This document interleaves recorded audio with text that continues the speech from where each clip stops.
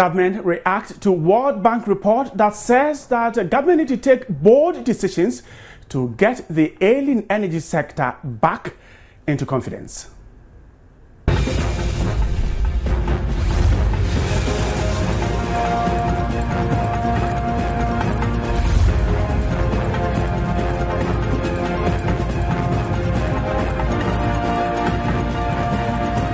Thanks so much for staying there for us. This is today's big story. My name is Bright, and the show is brought to you by Blue Rose and Shelter for All, as well as Star Life Assurance. Now, let me tell you what is happening now. Government is reacting to the World Bank statement that says that the energy sector need a lot of revival to get it going, because that is the threshold of our economic development. And very soon we'll be taking you to the Ministry of Information, where the Energy Minister is addressing the press in reaction to the issues raised by the World Bank. But quickly, I'm told that the VRA officials are there and talking, telling the media exactly what the World Bank report talks about. We'll be joined by my colleague there, Eric Curtis Howard, to tell us what exactly the minister has been telling the media. But first of all, let me play a recap of what happened when the report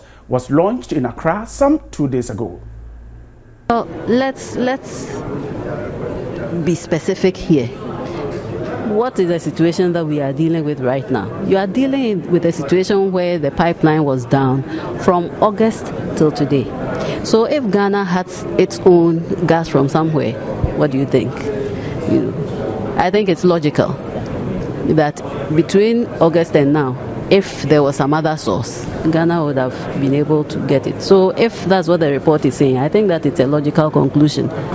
It's an excellent report. It gives us one document where all the stakeholders can take a look at, so that we decide very quickly what actions to be taken to make sure that we get behind us this so that we have stable, reliable electricity to run the economy. The report has addressed all the issues. It left us as Ghanaians to tackle some of the institutional difficulties, and then to take the bold decisions. Both political parties, two major political parties, should be able to decide that there's a need to take policy decisions that are non-partisan, that are good for the country. Now, if VRS taking $100 million a month to bring in light crude oil to process into electricity, and we are paying back only 50 million, who is going to pay the rest? It means that the money that should have gone to fund education, schools, that should have gone to create jobs for all of us, are not being created. So we have to decide. There's a chicken and egg problem. If the inefficiencies are there because you are putting off light, switching from equipment to equipment, those are inefficiencies. But if we are paying correctly and you have investment, they are operating, they are managing, they are maintaining the equipment, then the inefficiencies will die down gradually. From 47%, it's gone down to about 27, it's going to go down to 17 and 10. So they are working on it. We should do our part. Everybody should add. The most important thing is that let's stop the bleeding. We can't continue to accumulate the debts. But I know that government is taking steps to clear some of these debts, and we will check from the finance minister how far we've gone and what ought to be done. But learning from this, we want to avoid similar situations moving forward. The essence of some of this experience is to give us some learning curve so we don't go that path again.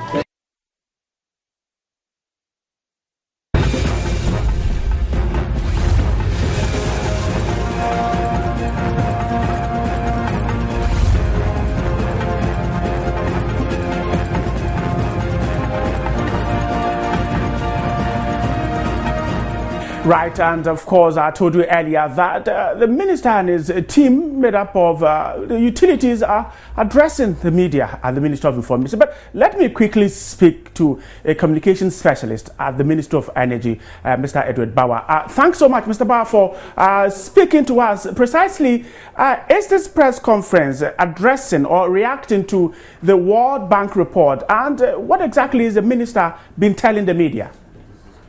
Very much. This particular program is just the ministry taking its turn on the needed press series. So basically, we have not zeroed our energies on just responding to the World Bank report on the energy sector. We are looking at a broader terrain or domain, and that it has to do with all that we have been doing, the projects we are putting in place to meet our various energy needs.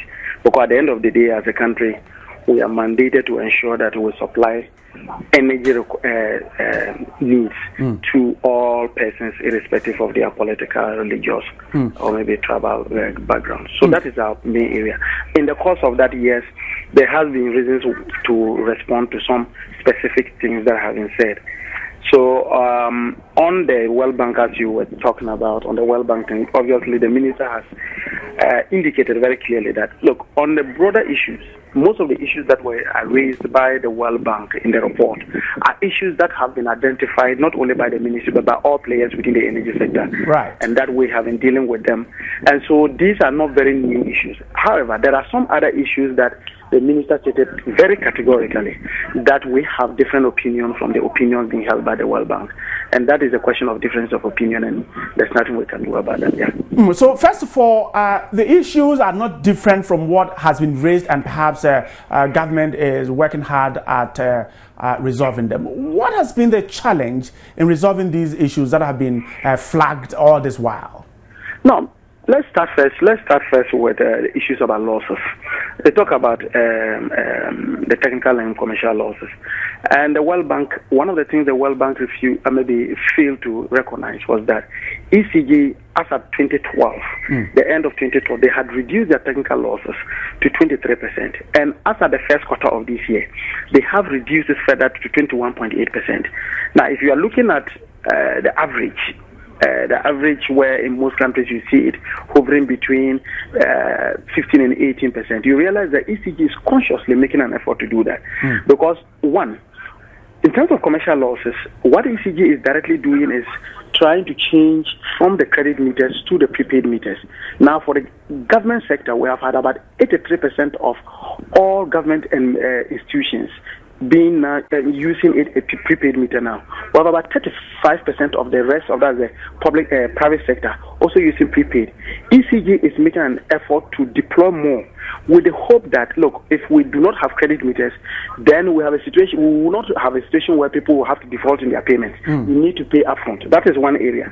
This significantly is helping ECG reduce its commercial losses in terms of that, and they intend going further on that. It is when they have the money that they can look at replacing most of the obsolete equipment that they have.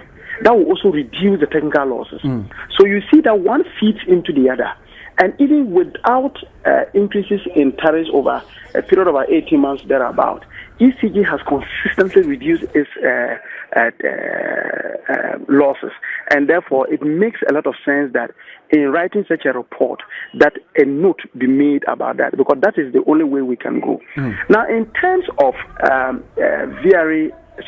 World Bank talking about the fact that VALCO, for example, should be out of the scene. The position of the Ministry for that matter government is different. The position is that VALCO represents a critical piece of national asset that will connect our whole dream of the integrated aluminium industry. And if we are interested in creating jobs, that is one area that has to be done very clearly. And so, yes, now we may have situations where the public is subsidizing the operations of VALCO, but we are doing that on a very conscious basis with the hope that gradually we should be able to make VALCO now begin to pay realistic prices for the power they pay and they purchase. And also, because if VALCO goes off, there are other companies like Aloex, Nexans, and all other those copper producing companies within the country that will also shut down. And we are talking about thousands and thousands of jobs. So we have a different opinion from the World Bank. The other point they are talking about the capitalization of the National Oil Company, that's GNPC. We think that if since 2010 up to today, our stake in the Jubilee field is just 13.75. It only makes sense that we give GNPC the necessary capacity, not only in the technical aspect, but also in the financial aspect, to be able to even now seek higher stakes in future discoveries. Saying that at the end of the day, we do not have a situation where after getting about 5 billion thereabout of oil that was produced, then the country just gets about 584 million, as reported by the Bank of Ghana last year. These are the stories we want to change, and the only way we can change them is to capitalize GNPC. So yes, the World Bank has stated this, but we think that we have a different opinion. And you think that capitalizing these institutions, is government able to do this? Because the World Bank's worry is that the political will to do these things is not there, so we'll still be where we are. With GNPC, it is. If you look at the Petroleum Revenue Management Act, the Petroleum Revenue Management Act makes provisions for monies to be used in the capitalization of GNPC. So it is not money that we have to go and create somewhere. It is as and when we sell oil. So as and when we sell oil, GNPC has a portion that has been catered for by the Petroleum Revenue Management Act. Right. So that is something that has been sorted. Again, you said that there are certain areas that you disagree with the World Bank, which you have shared with us. But what about those areas that you think really the World Bank is telling you the truth, and yet these difficulties are still there after several years? For instance, it talks about the governance structure of these institutions. They simply don't work. Now, that's an issue that the World Bank has stated. That's issues about the governance areas. The truth of the matter that if you currently look at the constitution of most of all the boards that we have within the energy sector, these are members of the public who come from diverse backgrounds. We have accountants, we have engineers, we have public relations experts, we have chartered accountants, and what have you. For a effective board administration, it is proper to have all these backgrounds, and we do not have, because look, we have a situation where you indicate that the board is not providing the necessary leadership in terms of supervision of the activities of management. But we think otherwise. We think that the people who have been put there have acquitted themselves very well. Yes, as a human institution, there's always a need to always improve the human capital, the human resource, and the human capital, and even the material resource that we have. And obviously, at periodic time, what happens is that we always have His Excellency the President having to look at the constitution of certain boards and to see whether there's a need to really refresh it with new talents and new ideas. That has been done, but that does not take away the fact that these boards are functioning very well, and they are bringing their expertise from different and diverse backgrounds to play when they are always invited to work. And of course, for instance, if we pick ECG, if these boards are functioning, let's look at ECG for instance. Will the institution be in such a condition we find it if we have a very well-functioning board and management? No, but you have a situation. I just told you, for example, I just gave you one aspect of ECGs that had been raised in the report that talks about losses, technical and financial losses. And I had indicated to you that if you look at the various losses that we are talking about, since in 2012, by the end of 2000, because we were talking about losses that were as high as around 40%. Right. They brought it down to somewhere around 23% at the end of 2012. But they caused the loss. They caused the loss. So if they are bringing it down, that is not anything to sing hallelujah about it. They caused the loss. Nobody's singing hallelujah. If we were singing hallelujah about it, then we would have closed down the offices and gone back to sleep. We are still consistently working. And I'm telling you that there has been, if you were to plot a graph, you will realize that on a very progressive manner, we are having a situation, because if by the end of 2012 it was 23%, and first quarter of 2013 we are talking about 21.8%, then it means that we are making significant progress in terms of that. And this couldn't have been achieved if you don't have an effective board, which currently is being chaired by a chartered accountant who has a very clear understanding of how the financials of any serious organization should be dealt with. So I really have a problem with that, and I think that maybe the World Bank did not get it accurate in that particular assessment. Is that how you're taking the report? There were recommendations. Is that how the government is taking what the World Bank has told us? Basically, I have just stated that a majority of the thing,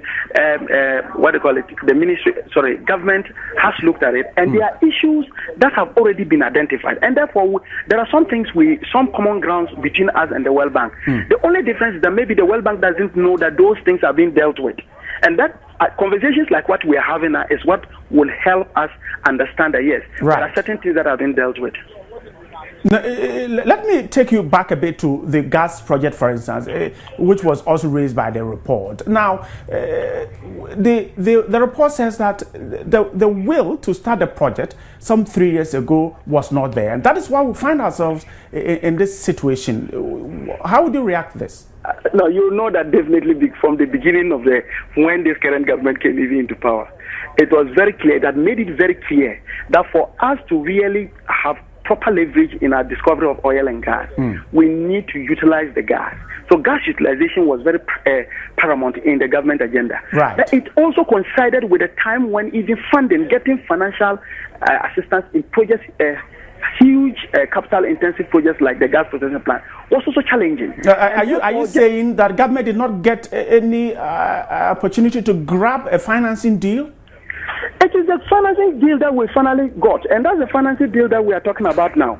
We do have that. Yes, it has some level of challenges, but let's not create an impression that the gas processing plant, because we are talking about a situation where, based on even the directives that have been given by the president himself to find bridge funding for this project, whilst we wait for the full disbursement of the CDB loan, it gives a very clear indication that there has been a commitment in finishing this by the end of this year, and that is a commitment we are still holding to. That is why the president himself is offering leadership in that regard.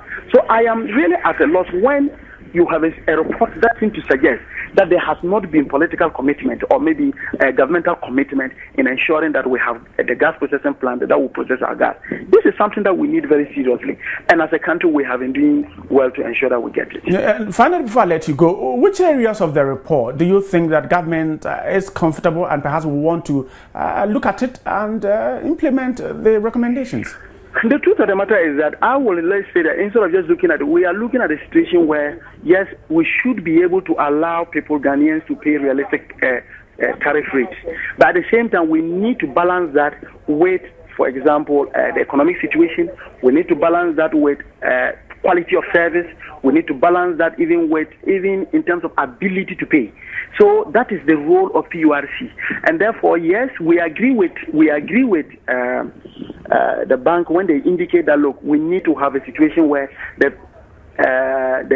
utility companies do not sacrifice their financial integrity as a result of tariffs that are not very realistic. These are things that we are looking at, and I think that PURC has the mandate to do that. And over a period of time now, PURC has been doing that. And since there was even a statement that was issued that suggested that even somewhere just I think 2-3 months ago, they had a nationwide campaign to really solicit the views of the public as to what should be done for them to come to a clear understanding as to the levels of increment that they will have to go for and things like that. So yes, these are areas we agree with the bank, but it's just that in terms they may not know that these are things that are being worked on to ensure that one, the utility companies become very comfortable in terms of revenues, and at the same time it creates an opportunity for independent power producers to also come in to invest in that area.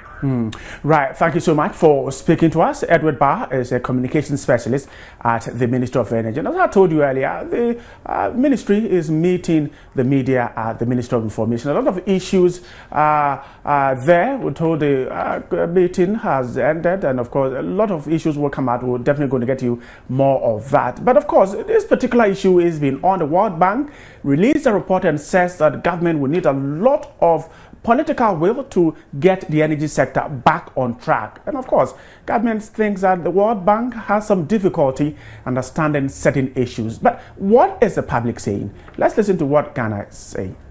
True, I think it's very true. This is what the government should have done long ago. You know, I got to know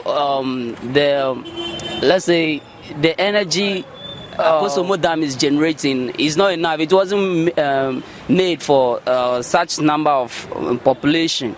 But you know, so as things change, the government also has to improve.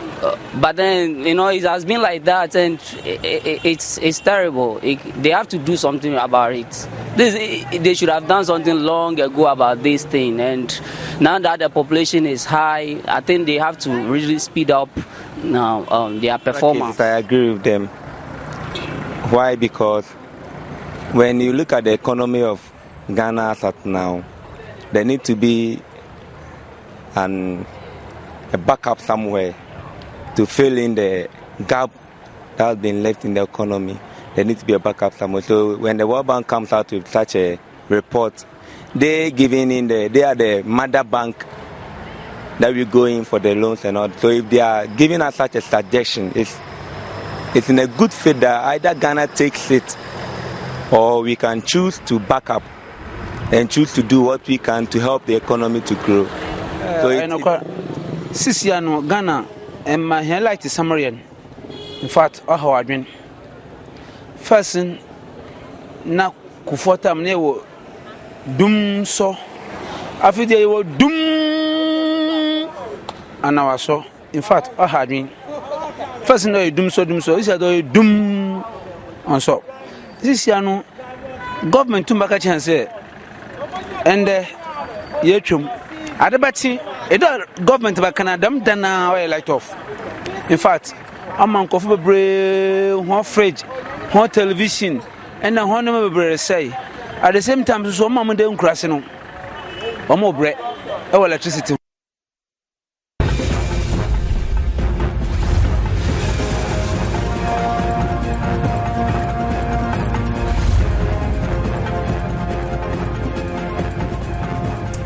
Right, those were some reactions of what is happening out there. The World Bank report and the reaction of the Energy Ministry. Let me go back to the phone lines. Mr. John Peter Amewu is the Director of Policy and Research at the Center for Energy Policy. Thanks so much for joining us. Now, first of all, government says that it is not entirely happy with the report. For instance, it says that it is working at some of the issues that the World Bank raised. So I think that the World Bank really did not understand what is happening with the energy sector.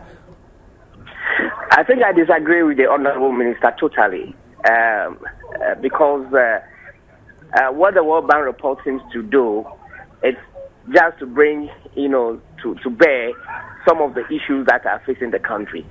There is no way the minister will come out now today and tell us that there is no generation capacity shortfall. For instance, of course, they accept that, but they raise the issue of the gas and talks about the fact that the only deal they got to begin the project is what they started with, and that they didn't get any financial deal to start the project, and that is what caused the delay. No, the delay basically is caused because of indecision on part of government. Before this government comes into a position, as government, there were options available for government to take. You will recollect that the Jubilee partners, in collaboration with GMPC and the World Bank, ADB was prepared to advance money for this gas project, to commence immediately, 3 years behind the present commencement date. Government's indecision in accepting that offer is what is putting Ghana government at this particular position. Because if you had taken that decision and allowed the Jubilee partners to finance the gas project, the option for going for a cheaper option, of course, the Chinese, as we are witnessing now, will never arrive. And government was not going to put in any money into the gas infrastructure because the partners at that point in time had made it clear that they were prepared to finance this project. So where we are as a result. Hello, Mr. Amewu. Hello. Yeah, go ahead. Where we are now, it's basically because we have refused to take an investment decision right down from beginning, and that is where we are here today. Otherwise, the gas project would have been completed 3 years, long ago, and that would give us some amount of gas. Even though Nigeria gas may be down, we could have a Jubilee gas running now.